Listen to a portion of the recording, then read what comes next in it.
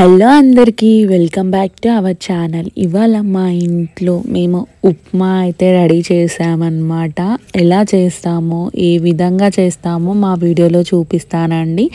చాలామందికి ఉప్మా అయితే ఇష్టం ఉండదు, కానీ ఈ విధంగా చేసుకుంటే మాత్రం చాలా టేస్టీగా అయితే ఉంటుంది. ముందుగా నేను పాన్ పెట్టుకున్నాను, అందులో రవ్వ అయితే వేసుకున్నాను. ఆ తర్వాతకి జీలకర్ర వేసుకొని అయితే వేయించుకున్నాను అనమాట. ఇప్పుడు ఒక గిన్నె అయితే పెట్టుకున్నాను స్టవ్ పైన. నేను 2 టేబుల్ స్పూన్స్ ఆఫ్ ఆయిల్ అయితే నేను వేసేసుకున్నాను. ఆ తర్వాతకి ఆవాలు, మినప్పప్పు, ఆనియన్స్, చిల్లీస్, కరివేపాకు అయితే నేను వేసేసుకొని బాగా అయితే కలుపుకున్నాను అనమాట. కాసేపు మగ్గనివ్వాలి పోపుని. మగ్గిన తర్వాతకి నేను రవ్వకి సరిపడా వాటర్ అయితే నేను వేసేసుకున్నాను.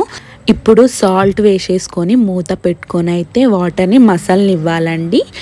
మసిలేటప్పుడు రవ్వ అయితే వాటర్లో వేసేయాలి.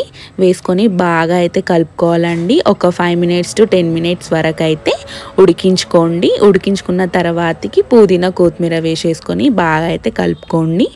అండ్ ఫైనల్గా ఉప్మా అయితే రెడీ అయిపోయిందండి. చాలా టేస్టీగా అయితే ఉంటుంది. మీరు కూడా ట్రై చేయండి. నా వీడియో కనుక మీకు నచ్చినట్టయితే like, share and subscribe to our channel.